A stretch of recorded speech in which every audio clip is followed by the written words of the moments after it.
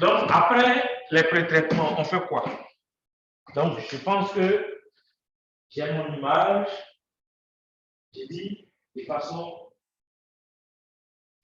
systématique, je me dis, je dois faire une correction radiométrique, je dois faire une correction atmosphérique. Et puis, certainement même une correction géométrique. Pas de fini de faire tout ça. La suite, c'est quoi? Après le pré-traitement, on fait quoi? On fait les rehaussements. D'accord? Ensuite, dans les rehaussements, vous mettez quoi?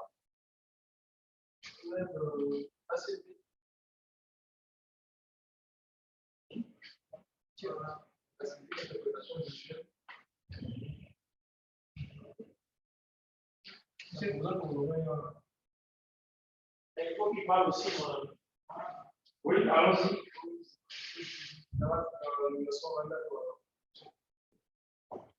La composition colorée.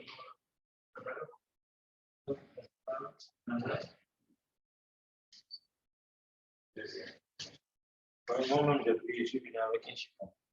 Donc, on a dit, si j'ai le grand cercle que je vais appeler traitement d'image, à l'intérieur, j'ai les pré-traitements.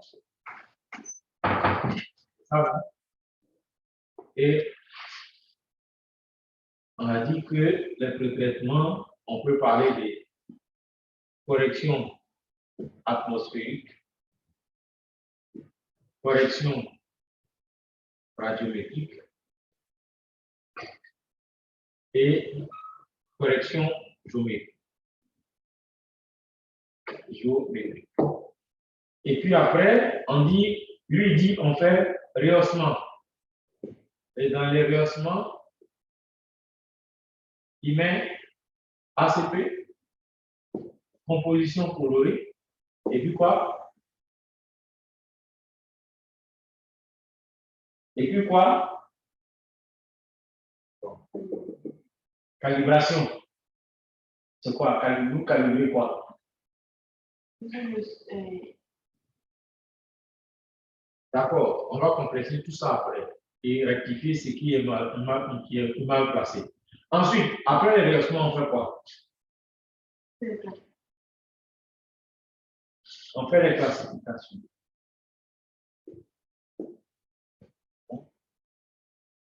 D'accord. Donc, vous avez les pré-traitements et les rehaussements et les classifications. Vous avez mis ACP ici. Là où vous faites des indices de végétation et autres, comment on peut appeler ça? Une analyse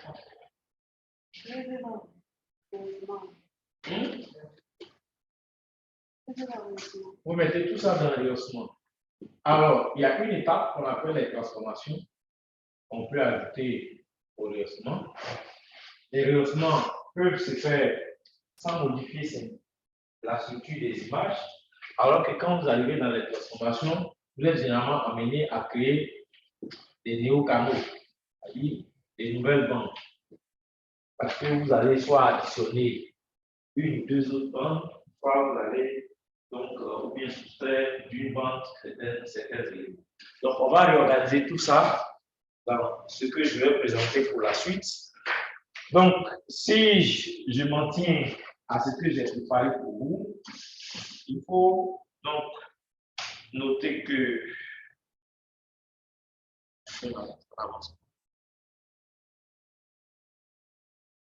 donc le traitement d'image, c'est tout ce qu'on va faire comme opération pour nous permettre de tirer l'essentiel de ce qu'on recherche sur les objets terrestres d'une image satellitaire d'une façon générale dans le cadre de la téléprojection ou les modifications qu'on apporte à une image quelconque. Ce n'est pas seulement en téléprojection qu'on fait le traitement d'image.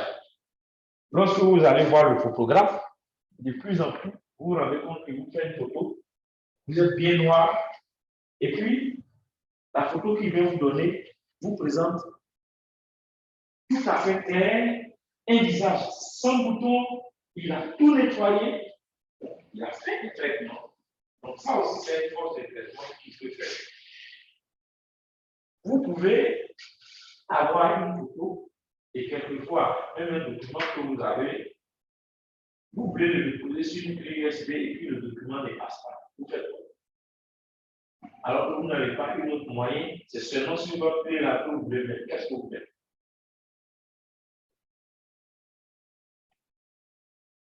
L'objectif, c'est de réduire la taille de ce fichier. On fait quoi? On va compresser l'image. Ça aussi, c'est une forme de traitement. Donc, il y a plusieurs types de traitements sur ce qu'on appelle l'image de façon générale. Je suppose que chacun de nous doit savoir ce qu'on appelle le traitement d'image. Donc, comme je le dis ici, c'est l'ensemble des opérations qu'on va faire de façon numérique. Numérique parce que désormais, grâce à l'avancée technologique, comme on le dit, on peut traiter les données à partir des ordinateurs. Donc, pour traiter ces données-là, il faut les avoir forcément en version. Et dans le cadre de la télédétection, on a nos images. On a envie d'extraire pour un territoire donné un certain nombre d'informations, mais ces informations peuvent être masquées. Et donc, pour les remettre en évidence, on est appelé à faire des traitements, des opérations, donc qui peuvent partir des traitements. Ça ne se pose pas forcément. Ça aussi, j'aime bien revenir sur ces aspects. Avant de choisir un type de traitement ou de pré-traitement, il faut s'assurer qu'il y a un intérêt à le faire ou bien que le travail final que je veux faire nécessite que je fasse ce traitement. Autrement dit, je vais peut-être de façon académique, je vais démontrer que je connais par exemple toute la chaîne des traitements, donc je vais maîtriser, montrer que je maîtrise, donc je peux faire passer en revue toute la chaîne.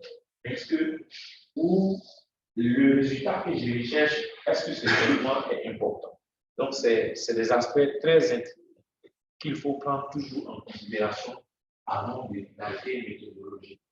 Et quand je faisais le cours sur la fusion, je vous ai dit, il ne faut pas perdre de vue votre intégration sociale, j'ai envie de dire professionnelle. Quand je suis chez un employeur où chaque opération a un coût, il faut que je démontre la pertinence des opérations que je lui propose. Donc, dans la méthodologie, je dois être capable de justifier. C'est surtout ce qui font ces cours que nous faisons. Sinon, je peux m'asseoir quelque part chez moi, je vous apprends, ou bien on vous fait une formation sur comment utiliser un des logiciels, et puis c'est fini. Et vous allez faire répéter des gestes sans jamais comprendre pourquoi vous les faites. Voilà. Donc, c'est ça le plus important. Donc, permettre le passage de l'information de la biométrie à l'information opérationnelle. Donc, se ressortir les phénomènes réels comme on voit. Bon, ça s'évite assez souvent. Vous le vivez plus pertinemment quand vous faites les cas d'occupation du sol. Vous réussissez à distinguer les différents types de végétation qui colonisent un territoire. Ça, vous le faites assez souvent, mais c'est le séquencement qui manque. Ensuite, alors, si je maintiens ce que vous avez dit, c'est la question que je vous avais posée. Généralement, quand vous allez fouiller la littérature, vous trouverez tous ces éléments-là regroupés en quatre catégories. La première catégorie, c'est tout ce qui est traitement. Donc, ça aussi, je vous conseille d'avoir ce réflexe.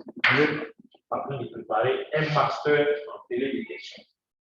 Dans votre méthodologie, ceux qui ont fait la télédétection, il faut qu'on sente dans l'organigramme que vous présentez que ces éléments-là ressortent.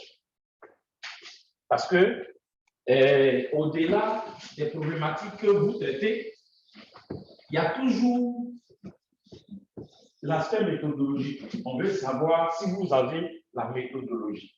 Et dans ce cas-là, si vous faites votre chaîne de traitement à partir d'une image A, pour aboutir à un résultat 4, à une 4 par exemple, vous devez être capable de dire, moi, du point A, de la tâche A à la tâche C, par exemple, tâche C, j'ai fait des pré-traitements. Hein? Ensuite, vous faites des traitements. Vos traitements ont consisté à quoi? Est-ce que c'est des simples rehaussements ou bien c'est des rehaussements associés à des transformations d'image? Et à la fin de ces transformations intervient l'étape ultime. C'est-à-dire, votre objectif, c'est d'interpréter donc ces images, ces résultats. Donc, c'est analyser et ressortir la réalité territoriale que vous recherchez. Donc, tout ce qu'on fait ici pour arriver là, c'est-à-dire qu'on résume sous la forme d'une carte ou d'un quelconque d'exploitation des images, passe nécessairement par cette étape, même si on le pousse un peu. C'est-à-dire, votre objectif, on l'a dit, c'est d'exploiter les images pour répondre à une préoccupation, sur votre territoire donné. Mais pour arriver à interpréter, à ressortir les éléments de la problématique que vous étudiez, vous devez faire toute une série donc, de manipulations en regroupe pré-traitement, rehaussement, transformation, classification et analyse de l'image. Donc, quand vous avez fini de faire tout ça, vous terminez de classer, vous allez analyser et c'est le résultat de votre analyse qui a une interprétation que vous pouvez donc commencer à sortir votre produit à production expert qui vient donc de l'exploitation de votre image ou de vos images de départ. En réalité, si on veut aller plus loin dans ce cours, on devait intégrer la partie interprétation. Si vous prenez le précis, c'est plus lequel des volumes, il est orienté beaucoup plus l'interprétation. On vous donne les clés d'interprétation d'une image brute ou traitée. On va vous parler de la texture, du ton, de la variation du niveau d'aiguille, de la coloration, ainsi de suite. Donc, ce sont ces éléments-là qui, en réalité, vous servent dans l'analyse, vous servent à affirmer que ici, j'ai de l'eau et là, j'ai une végétation. Et même quand j'ai une végétation, il vous permet encore, à un autre niveau, de dire que ça, c'est de la forêt. Et ça, c'est une plantation, etc., etc. Donc, vous avez tout ça. Ce n'est pas la peine de l'expliquer. Vous aurez ça. Et vous avez ça aussi dans le support qui est en ligne. Sauf que ce n'est pas organisé de la même façon. Voilà. Alors, pour la suite,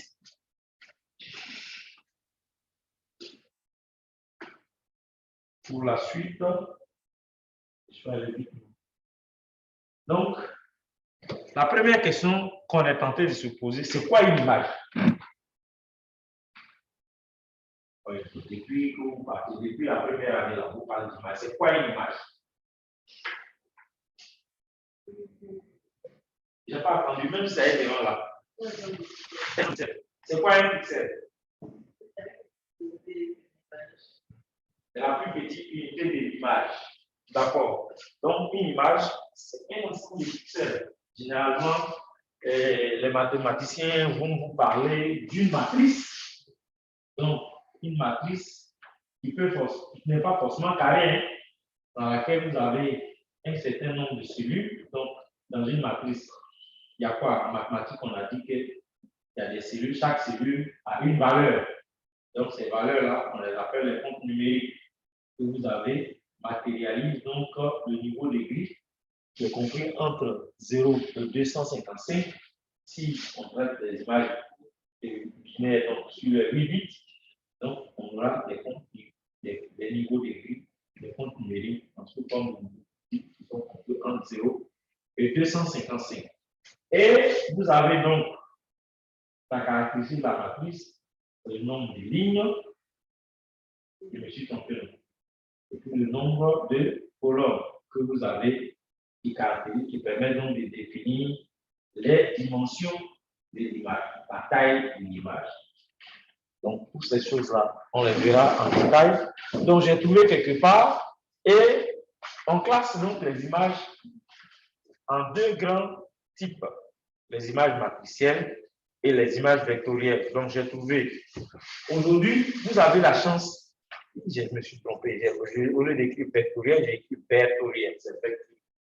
Vous avez la chance, il y a beaucoup de vidéos en ligne sur ces choses. Mais attention, moi j'ai pris une vidéo hier qui parlait de comment on télécharge des images. C'est vrai que dans la démarche, c'est bien, mais il y a aussi dans le programme, dans ce que la personne a fait. Donc, quelquefois, il y a des difficultés de la vidéo d'un de ces anciens étudiants qui fait extrait de magicien et est porté avec le traitement des images. Chacun de nous peut faire cet exercice. Mais comme vous n'avez pas la maîtrise, on peut aussi prendre ces vidéos-là pour comprendre certaines choses. Voilà. Donc, j'ai pris une des vidéos que je vais vous faire lire, que je vais donc activer pour que vous puissiez vous faire une idée de la différence entre une image matricielle et une image vectorielle. Pourquoi il n'y a pas de son?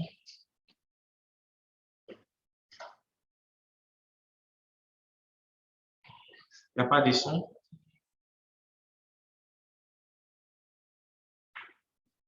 Appelle aussi.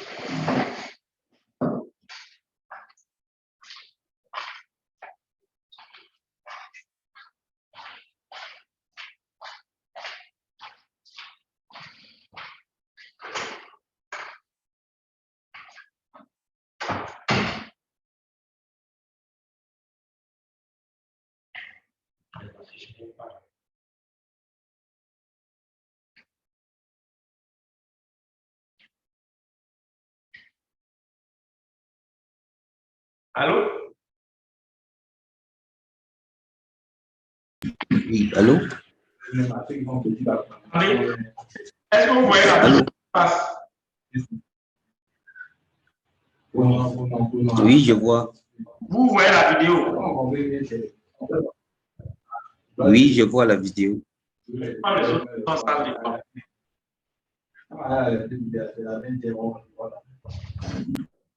Est-ce que vous avez le son là-bas? Non.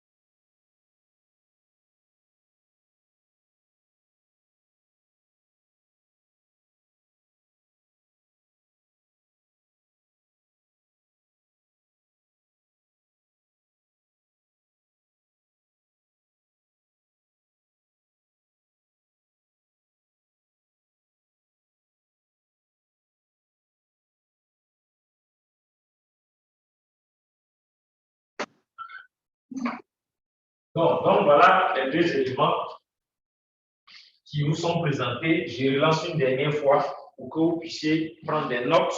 Et à la fin, vous allez me dire qu'est-ce que vous avez retenu qui distingue chacune des deux types d'images. C'est bon? Passez avec vous.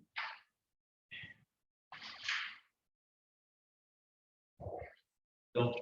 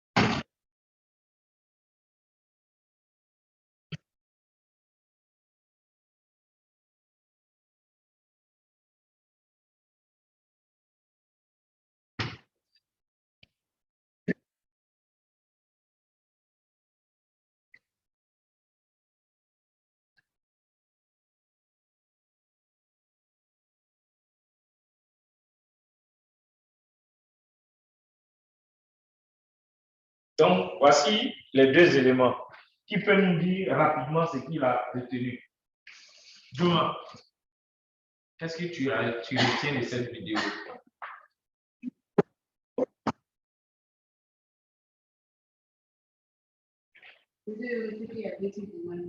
D'accord. La majorité des traitements artificiels, par contre, le traitement a été délicat parce que lorsqu'on est obligé, on arrêtait à l'étude de l'image. D'accord. Par contre, l'image est facile à manipuler, mais pas toujours. D'accord. Qui me dit autre chose que ce qu'elle a déjà dit? Pourquoi tu respires comme ça? Hein? Comment? Pour rien. D'accord? Oui? Lorsqu'on fait les manipulations au niveau de l'image de particelle, il y a ça affecte la qualité de l'image. Elle a déjà dit ça. Au niveau de l'image vectorielle, voilà, ce n'est pas le cas parce que il y a ces images sont constituées à partir de tracés. D'accord. Et il y a deux points voilà, qui permettent la manipulation. Donc, il y a des points, pas deux points. Il y a le point d'ancrage et puis il y a le point de flexion, à partir desquels donc, on peut déplacer et transformer sans déformation les images vectorielles. Voilà. Donc, on aura beaucoup plus à traiter des images matricielles avec le caractéristique principal, comme on l'a dit dans la vidéo, le pixel. Donc, vous voyez que chaque fois que vous allez zoomer votre image, vous allez d'abord commencer à voir distinctement les pixels, et puis à un certain moment, les pixels deviennent flous et deviennent des carrés et par que vous ne pouvez plus distinguer. C'est ça les images matricielles. Et donc, ces images-là sont les images, en fait, ce sont les images raster, un peu plus fréquentes. Alors, après les images, je voudrais aussi, dans cette introduction, vous parler de ce qu'il y a fait comme travail. Et aujourd'hui, quand on parle de traitement numérique, on l'a dit, je l'ai dit tantôt, il faut avoir recours à tout ce qui est outils du numérique. Donc, ce schéma du Centre canadien de détection vous résume un peu tout ce qu'il faut comme support, même si certains sont en voie de disparition aujourd'hui. Par exemple, la disquette n'existe plus. Je ne sais pas si quelqu'un a un appareil qui a un lecteur de disquette. Et de plus en plus, les lecteurs de CD sont en train de disparaître de nos postes. Lui, il en a. Non, il n'en a pas. Moi, mes deux ordinateurs n'en ont pas. Et on se focalise maintenant à transporter les données. Il y a toujours un support de stockage en dehors de l'appareil. Donc, vous avez l'ordinateur lui en tant que, j'ai envie de dire, matériel principal. Et cet ordinateur doit pouvoir donc avoir et supporter tout ce qui est donné, quelle que soit la taille. On le verra plus loin que l'un des soucis, l'une des difficultés au-delà de l'altération des données matricielles, c'est surtout la taille, le volume de données qu'on est amené à stocker ou à gérer. Vous vous retrouvez avec un volume important et vous devez avoir un ordinateur qui a une bonne mémoire, qui est capable donc de supporter ces données. À défaut de les stocker directement, il faut que vous puissiez avoir un support parallèle pour les stocker. Voilà. Donc, voici un peu le résumé. Et pour ça, il faut des logiciels spécifiques. C'est ce que je disais tout à l'heure à M. Foucault. Il m'a prêté un ordinateur, mais comme il s'agit d'un exercice, un cours de traitement d'image et que je peux avoir à utiliser des logiciels, c'est la suite donc de l'intervention. Vous devez pouvoir avoir les logiciels à tout. Alors, dans le cas de figure, il y a une panoplie, vous en avez déjà vu en Master 1 et même ici en Master 2. On les distingue en deux grandes catégories. Il y a tout ce qui est libre, du moment où tu cherches quoi, tu regardes quoi, tu ne suis pas. Il y a tout ce qui est vidéo libre, pardon, logiciel libre, c'est-à-dire quelqu'un a créé quelque chose, il a agencé un certain nombre d'algorithmes autour de la chaîne de traitement des traitements d'image et il le met gratuitement, gracieusement à la disposition du monde scientifique.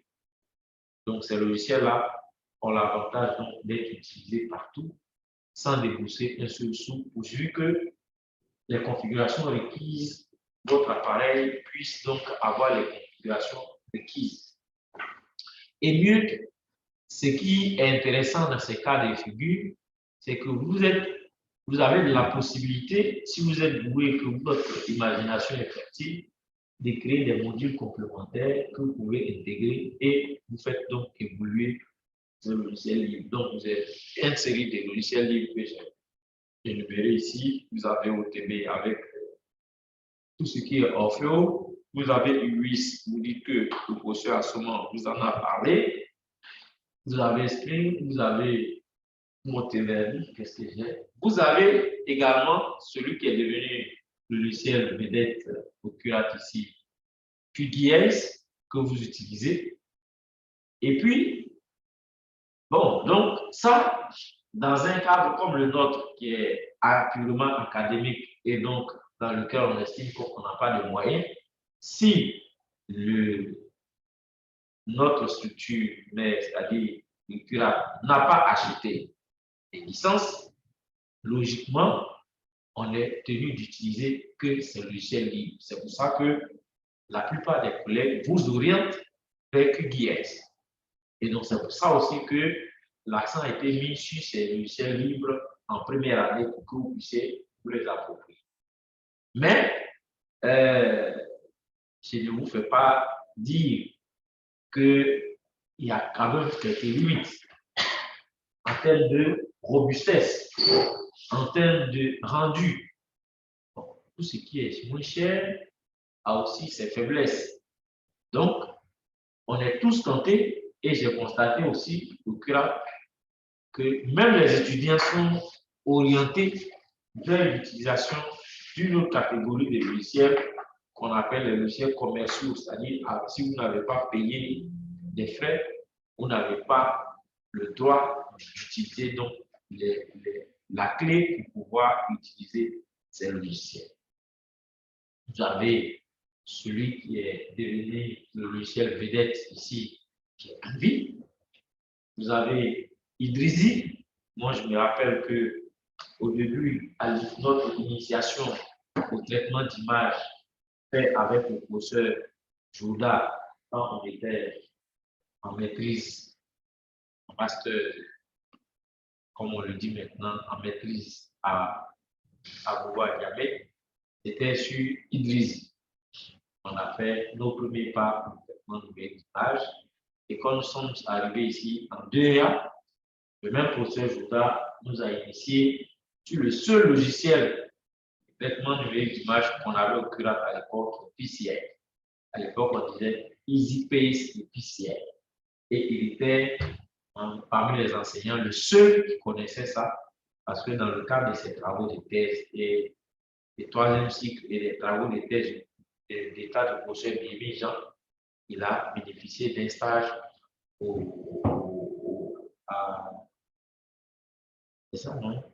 Je crois que c'est au Centre canadien de télédétection où il a appris donc la télédétection. Donc, après le professeur Bibi, le spécialiste en télédétection du professeur Bibi à l'époque, c'était le premier, c'était le professeur Jordan. Donc, il était orienté en image, c'est lui qui parle. Et nous autres, pour être partis d'ici, à un moment donné, pendant que on faisait le 2A, on était deux. Le deuxième, il s'appelle, oui, je ne sais plus où il se trouve. Quand il est parti en France, après le 2A, on a découvert un autre logiciel qui est très robuste et je pense que c'est le seul logiciel que le professeur Zoro utilise avec vous. C'est Eras Imagie. On a découvert ça au CCT qui est devenu aujourd'hui le CIGN. Donc, eux, dans leur chaîne de production, en tout cas au niveau des ateliers de télédétection, quand on faisait le stage là-bas, on appelait la section qui faisait la télédétection, on appelait ça unité de télédétection et des systèmes d'information. Donc, à l'UTC, il y avait deux types de logiciels. Il y avait le logiciel de traitement d'images de télédétection d'une façon générale. Donc, c'est ce logiciel, c'était Airbus Imaging. Et mon maître de stage, qui est encore là-bas, Frédéric, lui, il fait tout avec. Ils ont intégré l'autre logiciel de géomatique qui est devenu aujourd'hui, qui a intégré, développé, dans lequel on a développé aujourd'hui des outils plus efficaces de traitement d'images qui étaient à l'époque dans sa version antérieure qu'on appelait AcQ, qui était plus orienté vers les cibles. Et donc, eux, ils ont intégré donc cet outil-là dans leur chaîne de traitement. Donc, quand ils doivent interpréter, donc traiter et interpréter les images pour ressortir les informations sur l'occupation du sol d'une façon générale, parce qu'ils faisaient les cartes d'occupation du sol qui étaient intégrées à un projet qu'ils appelaient la BDJO 200. Cette BDJO 200 était en réalité carte d'occupation du sol à la base, avec tout ce qui est données du territoire qu'on pouvait trouver, c'est-à-dire les villages, les lignes téléphoniques, en tout cas, tout ce qui peut servir à produire des cartes d'aménagement du territoire, c'était l'UTC et ils le faisaient. Une fois qu'ils ont fini, donc, pour exploiter donc, ces images, ils créaient donc des couches vectorielles. Donc, je pense que vous savez faire tout ça, qui servaient donc de support de production, de produits d'analyse d'interprétation de ces images. Et pour passer à l'étape de mise en place de la base de données, ils basculaient, ils exportaient les données là sous ArcView, qui est devenu ArcGIS aujourd'hui. Et à partir de ArcView, on peut faire les premières rédactions des cartes. Mais la structure a l'avantage d'avoir développé la chaîne de production des cartes. Donc, il y a une autre unité qui s'appelait l'unité de cartographie. Eux, leur mandat, et cette unité existe toujours, je crois bien, c'est de rédiger les cartes qui sont vendues telles que vous les connaissez aujourd'hui. Voilà. C'est-à-dire, donc, l'UTC avait pour mission, à partir des données de télédétection, de produire l'information de base. Donc, ils pouvaient rédiger des cartes sommaires et le mandat d'unité de cartographie, c'était de faire, d'unité de rédaction cartographique, c'était de rédiger la carte dans un format avec tout ce qui est figuré, approprié, comme les symbologies. Je crois qu'il y a un cours comme ça que vous faites ici avec un de nos collègues de l'IGT, la sémiologie. Donc, eux, c'est leur spécialité. Ils ont été formés pour ça. Voilà. Donc, voilà un peu le logiciel que vous avez. Et je pense qu'il y a certains d'entre vous qui utilisent pour la plupart en vie. Je ne sais plus quelle est la version. Je crois qu'il doit avoir une version 5.4 actuellement. Voilà. Toi, tu devais travailler sur quelle version? 5.5. Il a répondu à ton message? Non, on voit sous son livre, il n'y a plus. C'est que le mail est plus petit. C'est un mail. Est-ce qu'il n'y a pas les co-auteurs? Oui, monsieur le co-auteur. Mais tu peux écrire aussi à ces co-auteurs-là. Maintenant, tu as cherché sur le net, tu n'as pas trouvé 5.5. Monsieur, j'ai vu, mais c'est. Oui, mais tout est payant. On t'a dit que tout est payant. Maintenant, tu vois tes camarades, comment ils font pour l'avoir. C'est ça que tu dois chercher comme astuce. Mais monsieur, bon, dans mes recherches, j'ai vu que nous, on a vu que ça n'est pas. Ça a été développé sur l'IA. OK. Donc, cherche le programme et puis écris le retranscrire. C'est ce qui te reste à faire. Donc, voilà un peu ce que j'avais à vous partager. Donc, ce cours que je prends quasiment à la sauvette, il est En réalité, si on veut être rigoureux, organisé en 4 chapitres, bon, j'ai mis 3 leçons. La première leçon, c'est celle que je viens de vous présenter à ce cours. Ensuite, il faut rester collé à ce que vous avez présenté, qui est plus ou moins la réalité. On verra la première étape, qui est la visualisation et le pré-traitement des images. Et la deuxième, dans laquelle j'ai groupé 2 volets des 4 catégories, les rehaussements et les transformations des images. Et la 4e leçon, que je ne ferai pas parce que ça fait l'objet d'un cours à part, c'est la classification et la segmentation que vous avez déjà fait. Donc, je ne vais pas revenir sur ça. Mais vous devez comprendre que s'il y a une démarche dans l'exploitation de données de réflexion, voici la structure que vous devez pouvoir observer. Selon la thématique et l'objectif de votre travail, vous serez amené à passer en revue chacune de ces étapes ou à faire des traitements spécifiques ou quelquefois à les sauter, puisque si vous estimez que vos données n'ont pas besoin de subir ces genres de trucs. Donc, ce que je voulais vous partager dans cette première leçon, donc je reste. Après la séance introductive, nous allons passer à la deuxième leçon. Elle est suffisamment longue parce que j'ai cumulé 2 choses. J'y ai intégré, bon, et puis c'est détaillé parce que on avait à cœur, comme c'était dans le cadre de la formation continue qu'on avait préparé sur le support, Dr Mafoui et moi, on l'avait détaillé comme si c'était un guide d'utilisation du logiciel en ligne. Donc, vous aurez juste des chemins vers des sources de données qui ne sont pas disponibles ici. Moi, j'ai changé mon chemin d'accès hier en choisissant le type de données que je veux. Il y a des étapes que vous n'aurez pas chez moi parce que moi, par exemple, les données que j'ai, qui sont les données de mon mémoire, des thèses, je les ai déjà transformées en vie. Donc, je n'ai pas besoin de faire le même mécanisme que vous, que ce que j'ai présenté dans le support pour avoir accès, ouvrir, charger mes images, puisque c'est des images que j'avais déjà faites. Alors, ce cours va passer en revue le logiciel du cours, même si je pense que vous le connaissez déjà assez bien, n'est-ce pas? Vous le connaissez, non? Vous connaissez en vie, oui ou non? Voilà. Donc, je vais juste parler rapidement de ça. Et puis, on va voir ensemble comment on peut ouvrir l'image à partir d'envie. Et puis, parler des questions de correction radiométrique et correction géométrique.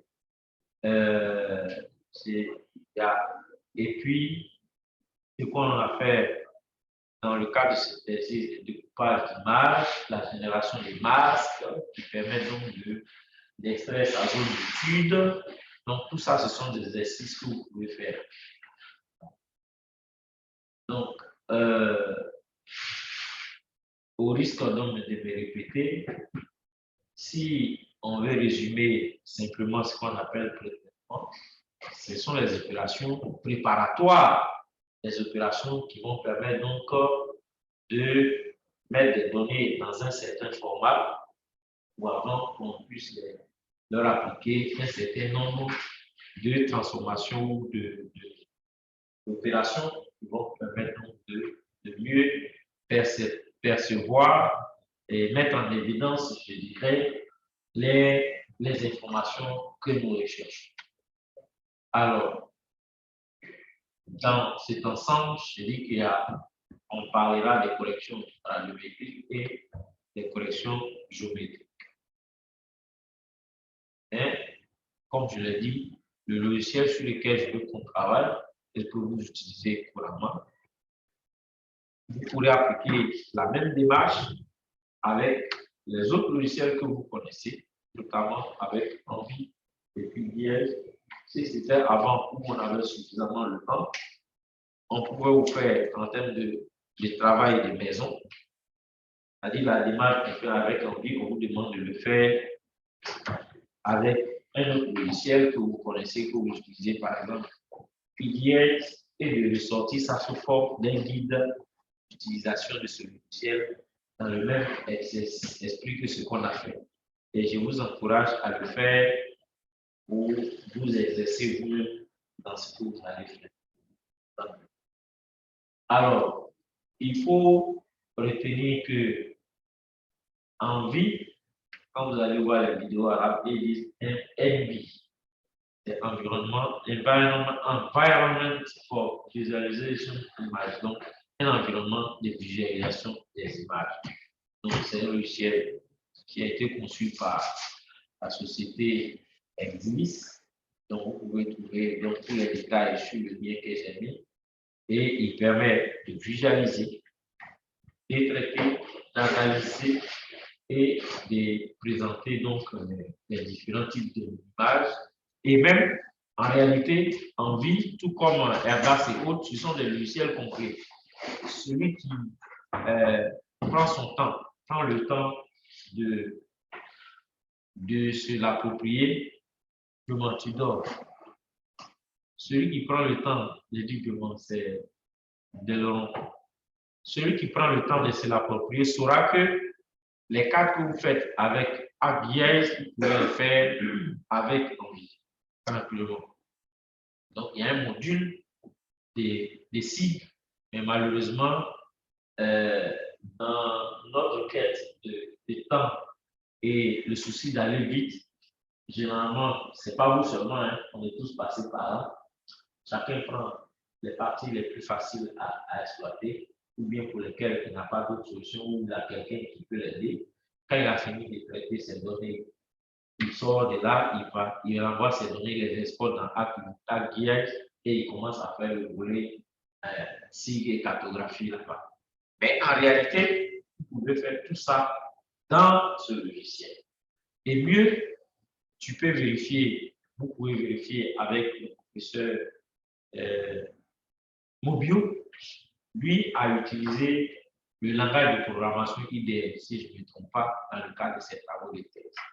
Donc, peut-être qu'il a oublié maintenant, sinon il a été obligé d'utiliser le langage de programmation. Donc, en plus de l'interface automatisée avec toutes les fonctions que vous avez, Envie vous donne la possibilité, vous aussi, d'écrire vos algorithmes. Et je pense que c'est ce que notre ami a fait pour la pyramide morphologique. Lui a permis de faire. Alors, il y a deux façons d'entrer dans Envie. Quand vous allez sur votre machine, je n'ai pas envie de le faire dire, vous avez une interface dit Envie classique. C'est faux ou c'est vrai? D'accord? Donc, si j'ai fait comme ça, donc vous avez là le logo. J'espère que je ne vais pas perdre en pause. OK.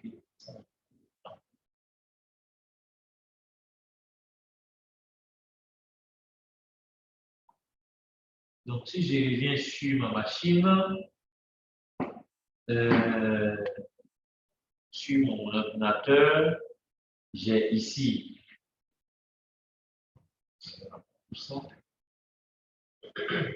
j'ai le logiciel Envie ici, page.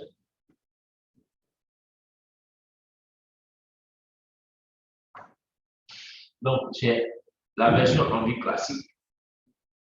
Si je l'ouvre, voici comment il se présente. Est-ce que je l'ai?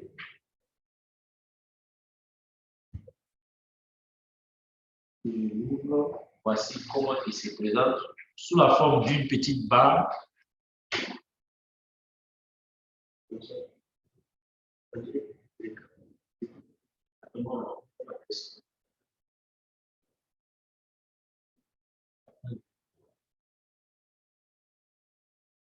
Donc, je fais comme ça, c'est ça.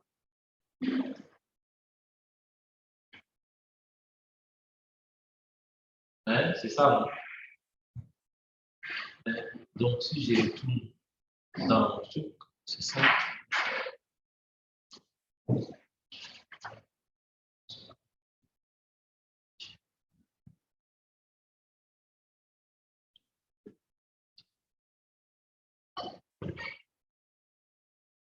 Je suis là, mais il ne revient pas. Si j'arrête le partage, je vais l'écran. L'écran 1, c'est ça. Et l'écran 2, c'est ça.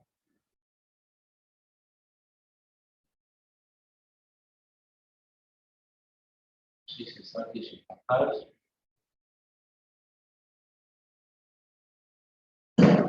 Bon, donc on verra, chacun va voir ça. Je pense que sur le premier partage que j'ai, vous avez une idée plus ou moins claire de ce partage. Ça, il est visible. J'espère qu'il est toujours partagé.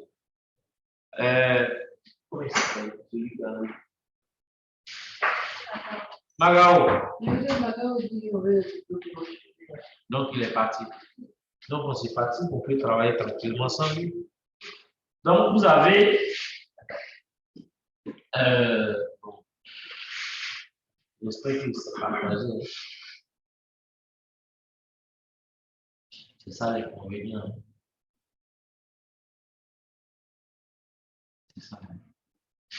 Donc, ça, c'est partagé. Donc, vous avez ce type, quand vous l'affichez, c'est cette barre-là que vous avez avec toutes les fonctions. Logiquement, quand on sera dessus, vous pourrez voir, une fois qu'on déroule, vous avez donc les écrans qui affichent et s'affichent, et sur ces écrans de visualisation, vous pouvez, donc quand vous chargez vos images, vous pouvez donc. Il y a celui que les uns et les autres trouvent plus convivial, cette façon d'ouvrir en vie avec un Zoom. On estime que c'est la version la plus simplifiée, tout simplement parce que dans cette version, vous avez sur votre fenêtre de droite la liste de tout ce qu'il y a comme outils, donc fonction de traitement que vous pouvez donc exploiter dans votre logiciel. Voici tous ces éléments que vous avez ici à droite. Ce n'est pas bien vu, mais quand on va lancer le logiciel, on pourra avoir tous ces éléments. Alors, ce que je vous demande de faire maintenant, pour qu'on soit tous pragmatiques, c'est d'ouvrir votre envie. Donc, vous avez deux façons de l'ouvrir, comme je l'ai dit. Si vous partez, si vous n'avez pas bien sûr le logiciel, alors, tu peux t'élever un peu.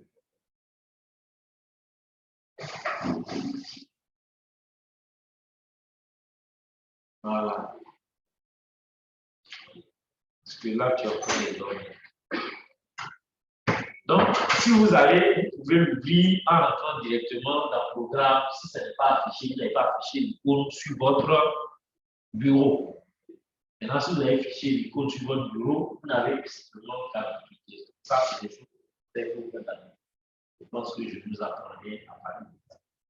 Et comme je l'ai fait dans le cadre des cours précédents, sur le logiciel, je vous dis que généralement, la prise en main du logiciel fait partie d'une initiation comme ce que vous avez vécu avec ILWIS et puis les autres logiciels en Master 1, ou même qu'on a fait en partie avec le même logiciel en vie dans le cadre de la fusion des images.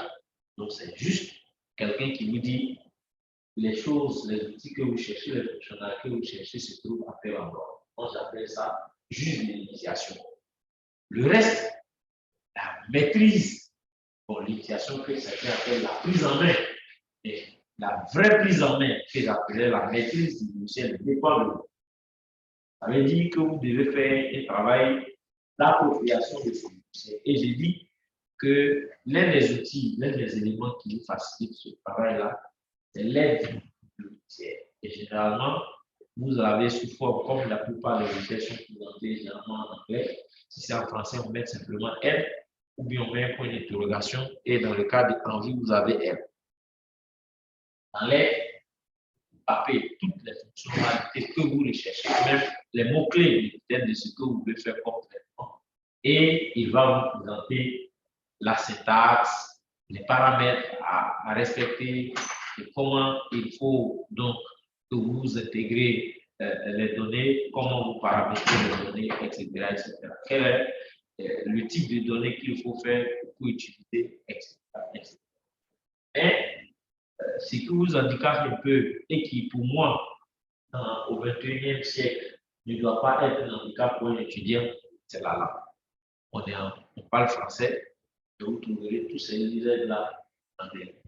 Et quelquefois, même quand vous vous mettez à chercher des tutoriels, vous trouvez la plupart des tutoriels que vous trouvez qui sont bien conçus. Ça veut dire que vous devez faire un pas de plus dans votre apprentissage en essayant au mieux de maîtriser la langue de chaque esprit, comme on le dit. Donc, c'est un effort supplémentaire que vous devez. Alors, si on va dans le vif du sujet, j'ai dit que le cours, cette partie-là est conçue de façon à ce que chacun puisse déjà lui-même commencer à faire les dessins. Donc, on va voir le volet visualisation d'une image. Bon, moi, j'ai mis l'image dans ça, mais vous pouvez utiliser l'image que vous avez. Donc, première chose à faire, c'est d'essayer de suivre ces étapes et d'afficher vos images. Donc, lancez le logiciel et cherchez à afficher les images de votre devoir. Hein? Prends ce que tu veux.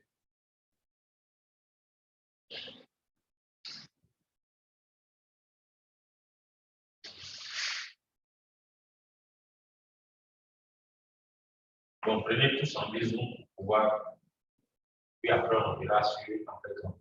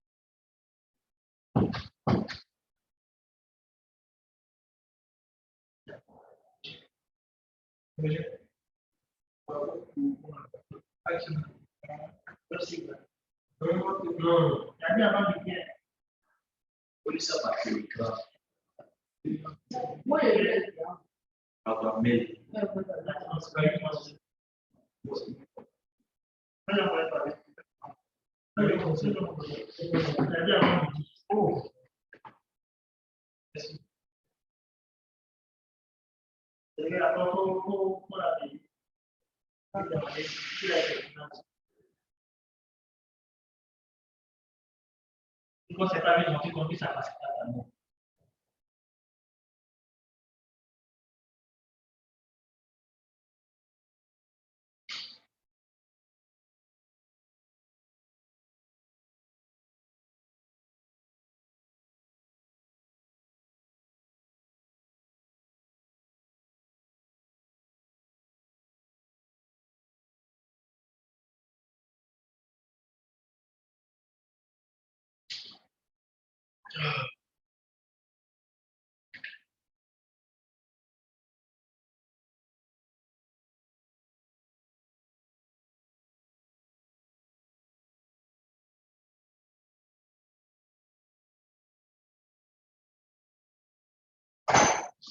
C'est bon? Vous avez pu tous charger vos images?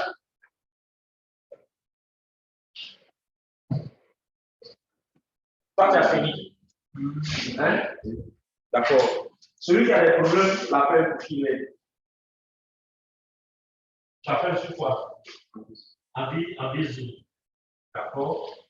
Et toi, tu as fait quoi? Tu n'as pas encore lancé ton logiciel.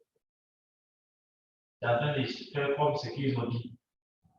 D'accord. Donc, tu vas charger à partir du métal. Et toi, tu charges à partir de quoi? Tu as un fichier type déjà? J'ai en train de charger. D'accord. Toi, tu charges à partir de quoi? En vue classique? En vue Zoom. Donc, tu as utilisé les métadonnées. Ou bien tu as chargé directement les images en type. Les images sont déjà en type. C'est toi qui es en retard.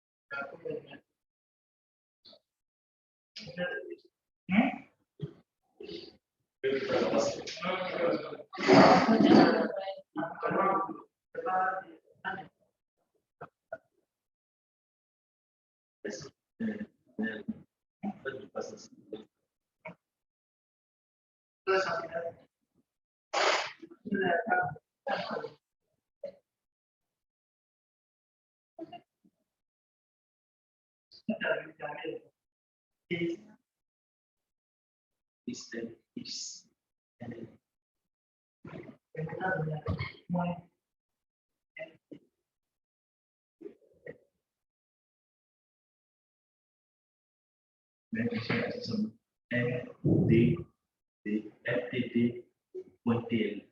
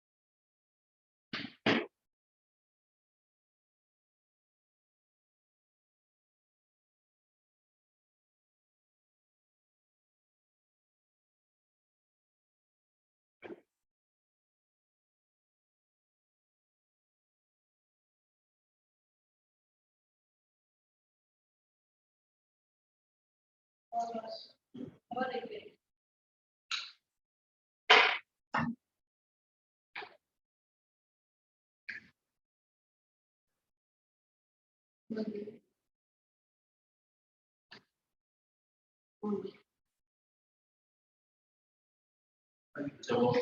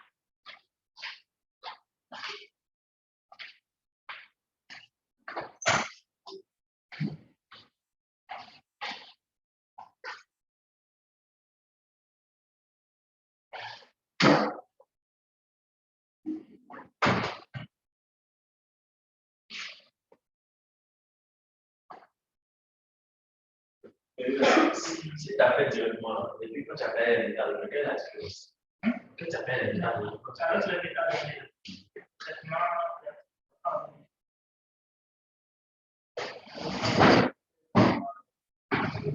c'est ça, la raison.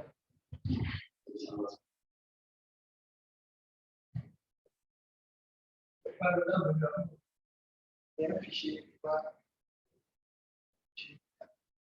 c'est un anglais.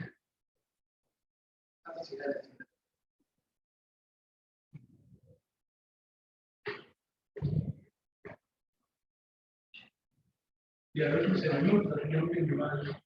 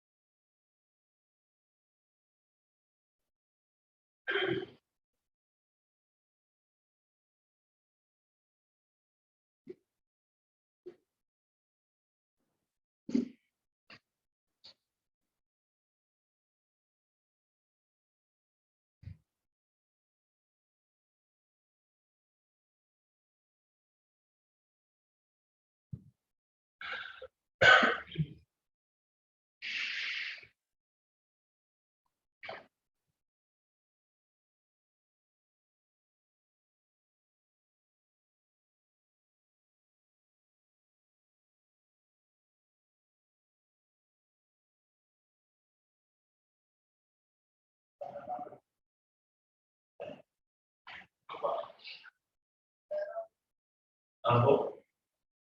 Mon écran, là, pourquoi elle est jaune comme ça? Elle est rose. Bien. Vous savez pas quelle est la suite? Donc, vous avez affiché. Je pense que la suite donnait un peu les procédés pour afficher. Donc, vous l'avez déjà fait. Je n'ai pas besoin de revenir dessus. Alors, qu'est-ce que j'ai dit? Alors, pourquoi on fait les corrections atmosphériques? Il y a la correction due aux irrégularités du capteur. On peut aussi chercher à enlever des bruits qui sont dus à la traversée donc, des rayonnements par l'atmosphère ou capteur. Et puis aussi, on peut être amené à faire des conversions de données. J'ai une vidéo que j'espère pouvoir vous faire passer. Et dans cette vidéo, le monsieur explique clairement pourquoi on est obligé de faire les corrections géométriques, corrections radiométriques et atmosphériques. Donc, il fait des éléments de détail. Et il faut retenir que dans le cas de la correction de l'étalonnage, donc la correction radiométrique, on peut être amené à comparer, faire une analyse diachronique. Et idéalement, il est bon de faire une analyse sur des comptes numériques, sur des réflectances que de faire sur des comptes numériques, parce que pour le même territoire, en fonction de la période d'enregistrement, vous pouvez ne pas avoir pour le même pixel, la même parcelle pardon, du territoire, vous pouvez ne pas avoir le même compte numérique. Donc, on part du principe que vous allez comparer des choses qui ne sont pas forcément la même réalité. Et en passant donc aux données des réflectances, vous avez plus de chances de comparer des choses qui sont comparables.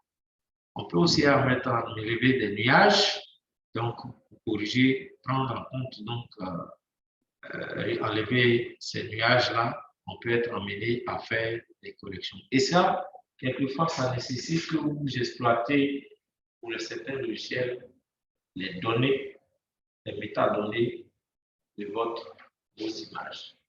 Je pense avoir un exemple pour ça qui vous aide donc à comprendre pourquoi on fait ces corrections.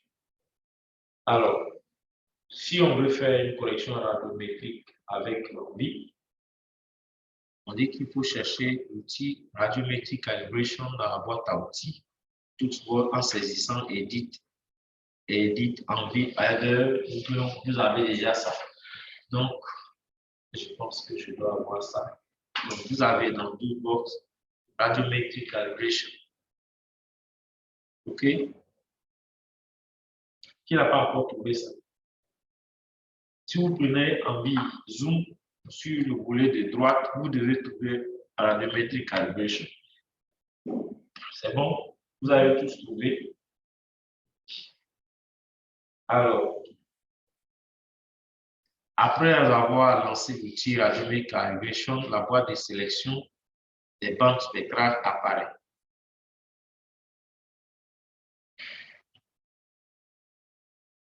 C'est bon? Vous avez la boîte de sélection. Elle vous présente quoi? Et vous devez choisir l'une des bandes. Les bandes sélectionnées, donc le premier fichier listé dans la boîte. Donc, vous choisissez un des fichiers. Donc, comme c'est fait ici, et puis vous cliquez OK. Ça veut dire, pour aller plus loin, vous avez le choix. Et ça, vous pouvez dérouler celui-là. Si vous le déroulez, on dit Spatial Subset. Ça veut dire que vous voulez faire travailler sur un extrait, une petite portion de l'image. Donc, en ce moment-là, si vous cliquez dessus, il vous donne une fenêtre. Cliquez dessus.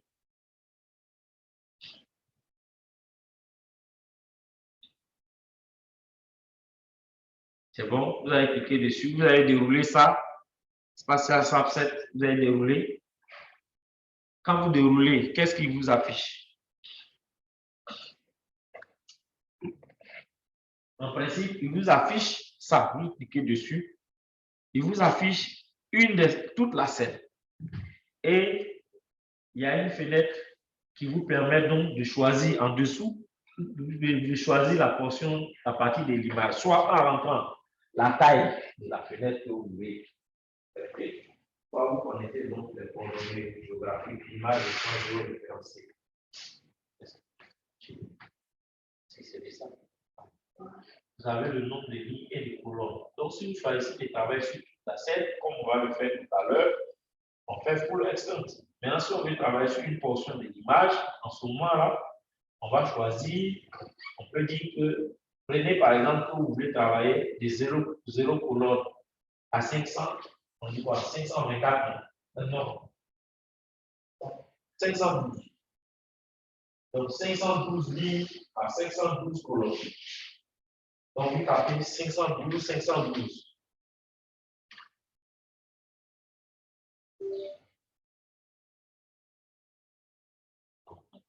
Mettez 511 parce qu'il dit que vous êtes là. En haut aussi. Voilà. Donc, vous voyez que vous aurez juste une petite partie de votre portion d'image. On le fait comme ça. Et donc, si vous savez quelle est la zone dans laquelle vous voulez travailler, vous pouvez rentrer les coordonnées en ligne pour le nombre de blocs et vous parlez. Si vous avez en principe que vous autres la main, décharger. Oui, je vois les mains. On sait maintenant. Oui, pardon, mais c'est ça. D'accord, c'est bon. Est-ce qu'il y a pas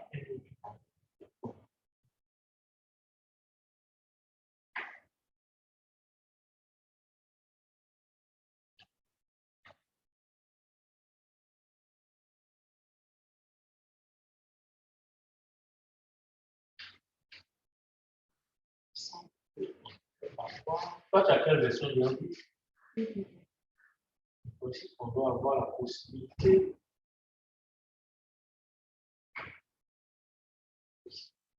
Donc, vous pouvez choisir votre zone de travail et donc si on décide de travailler sur toute la scène, donc on laisse pour l'instant. Ensuite, vous avez cette bande. Est-ce que vous retournez à la fenêtre précédente?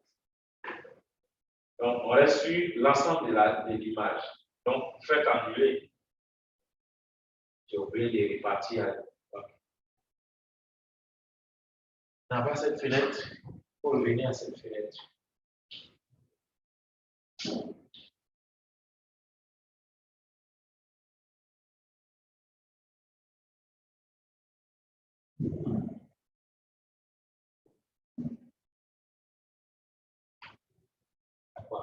Est-ce que ce n'est pas déjà ouvert quelque part? Hein?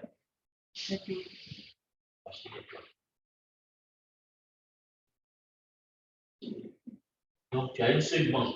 Donc, on a moins de problèmes, on n'a pas choisi les 7 bandes. Donc, on travaille sur une seule bande. Ça peut simplifier les choses. On peut mettre autant les bandes qu'on veut.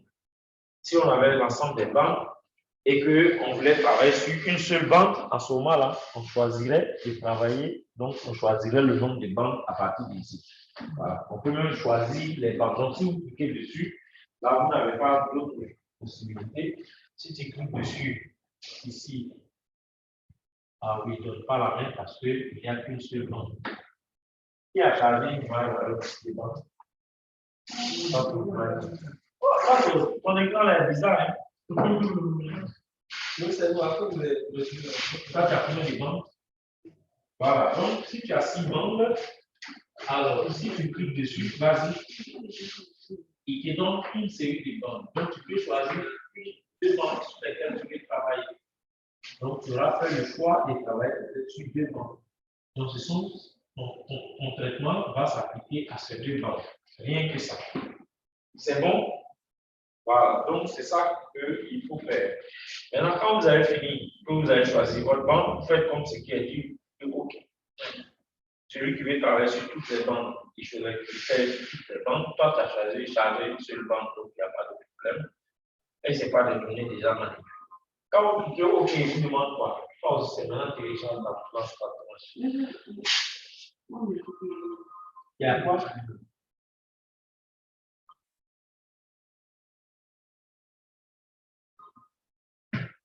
Calibration, OK, and offset. for each band. Donc, est-ce que tu as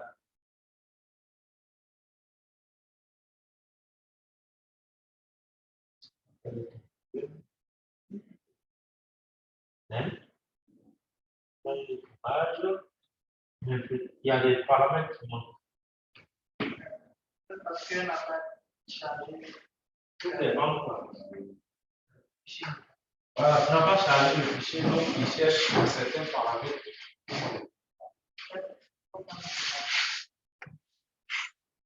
Donc, prends ces images, tu vas travailler avec. Ça va avoir un souci.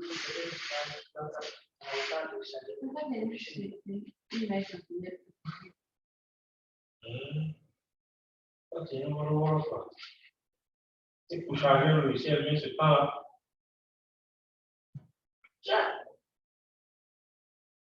Ça, c'est pas la machine du pirate.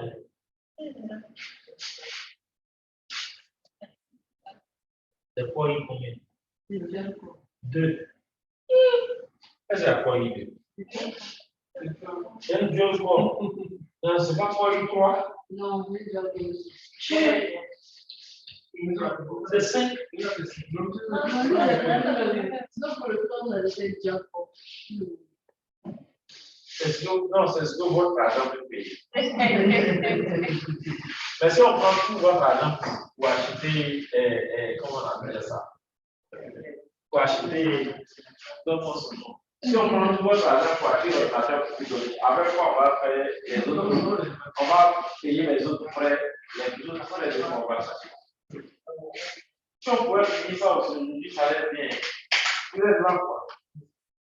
C'est juste les cliquer. La procédure, elle est là.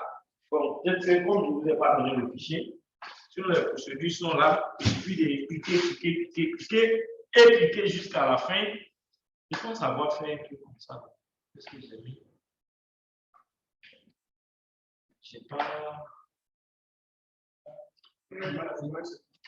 Oui, je cherche autre chose. Ah oui, après. Donc, la semaine prochaine, on va faire la correction géométrique. Mais pour la correction géométrique, il y a une façon plus simple. Il y avait un exercice simple que nous on faisait à l'époque.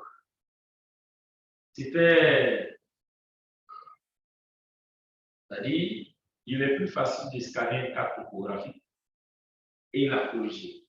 Vous comprenez ce que je veux dire? J'ai une carte topographique et je scanne. Et je vais rentrer ces coordonnées géographiques. Donc, c'est comme si je faisais une collection d'images à partir des données relevées au GPS. Comme j'ai déjà les coordonnées des 4 points ou bien de tous les points qui sont au bout, je ne fais que rentrer ces coordonnées et je fais le géoretracement de cette image scannée. C'est bon? Bon, et généralement, ce qu'on fait, cette image scannée devient. J'ai une autre vidéo qui donne un peu quelques explications sur les. Vous avez fini de faire le traitement? Ça a fini? Et sur l'alias. Donc, tu as choisi.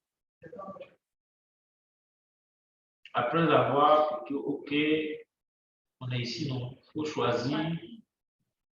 Donc, les corrections là, comprennent. Bon. Mais qu'est-ce que j'ai fait? Ah oui, j'ai retrouvé. Pendant ce temps, j'enregistre tout ça. Donc, il faut choisir. Là, qu'est-ce que j'ai dit de choisir? Choisir, donc, le type de réflexion, de choisir la réflectance. Changer radiance en réflectance. C'est bon? Vous avez choisi ça? Oui.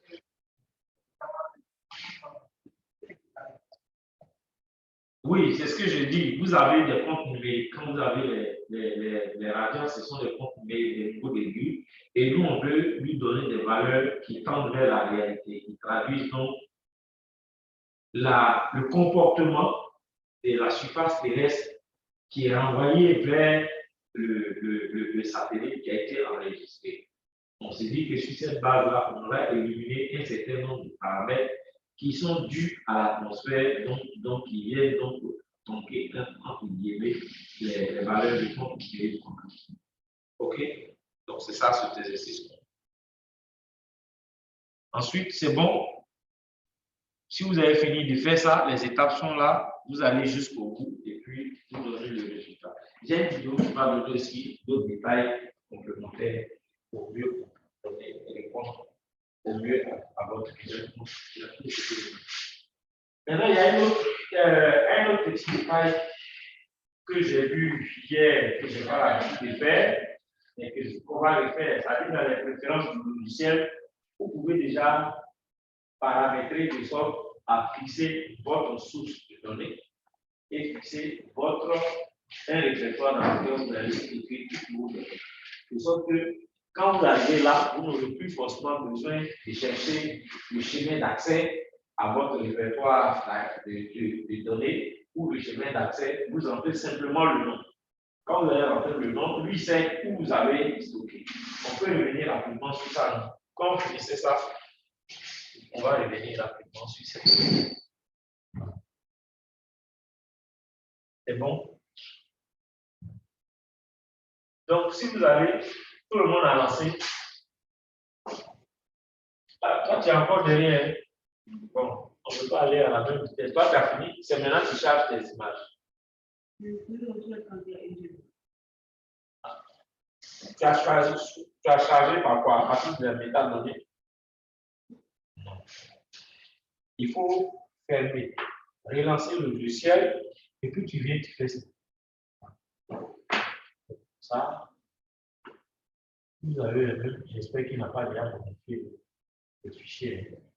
Open as, c'est quoi? C'est l'ANSAP, non?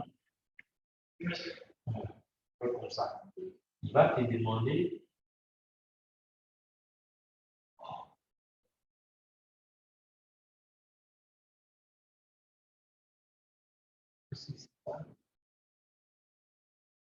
c'est ça que tu as chargé? Voilà, si c'est ça que tu charges, il les charge. Donc, il reprend et puis tu charges.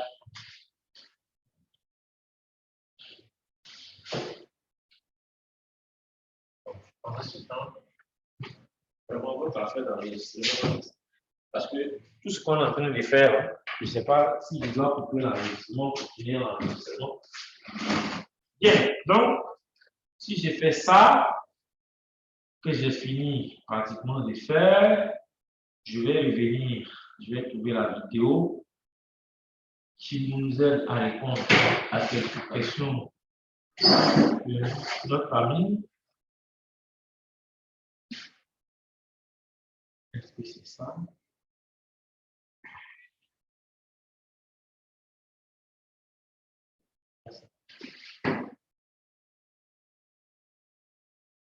Ne vous préoccupez pas de ça au début. Vous avez déjà fait la manipulation. Ça, vous donnez un peu.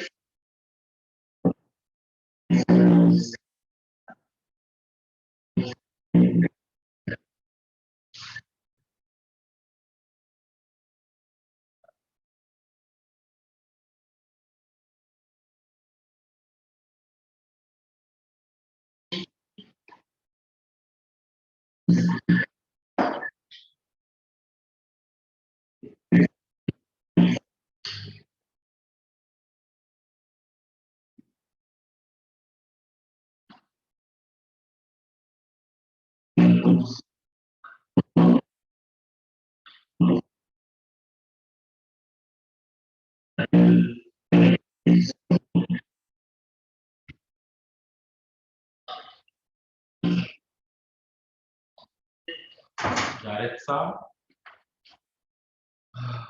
Partager l'écran. Mon ami, viens. Ce que tu veux partager, là, viens partager. Parce que